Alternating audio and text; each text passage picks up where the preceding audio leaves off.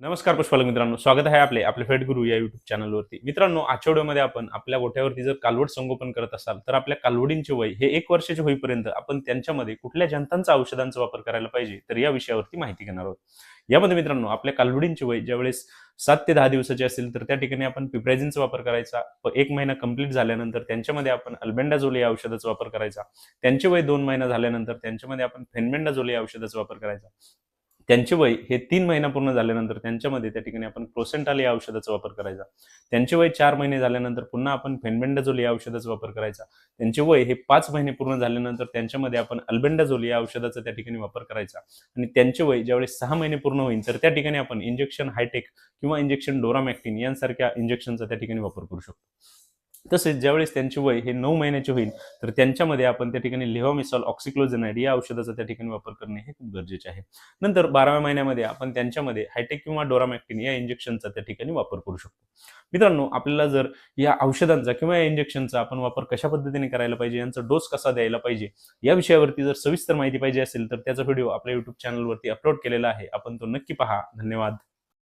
नमस्कार पुष्पालक मित्रांनो, स्वागत आहे आपले फेट गुरु या युट्यूब चॅनलवरती. मित्रांनो, आजच्या व्हिडिओमध्ये आपण आपल्या गोठ्यावरती जर कालवड संगोपन करत असाल तर आपल्या कालवडींचे वय हे 1 वर्षाचे होईपर्यंत आपण त्यांच्यामध्ये कुठल्या जंतांचा औषधांचा वापर करायला पाहिजे तर या विषयावरती माहिती घेणार आहोत. यामध्ये मित्रांनो, आपल्या कालवडींचे वय ज्यावेळेस 7 ते 10 दिवसाचे असेल तर त्या ठिकाणी आपण पिप्रायझिनचा वापर करायचा. 1 महिना कंप्लीट झाल्यानंतर त्यांच्यामध्ये आपण अल्बेंडाझोल या औषधाचा वापर करायचा. त्यांचे वय 2 महिना झाल्यानंतर त्यांच्यामध्ये आपण फेनबेंडाझोल या औषधाचा वापर करायचा. त्यांचे वय हे 3 महिना पूर्ण झाल्यानंतर त्यांच्यामध्ये त्या ठिकाणी आपण प्रोसेंटाल या औषधाचा वापर करायचा. त्यांचे वय 4 महिने झाल्यानंतर पुन्हा आपण फेनबेंडाझोल या औषधाचा वापर करायचा.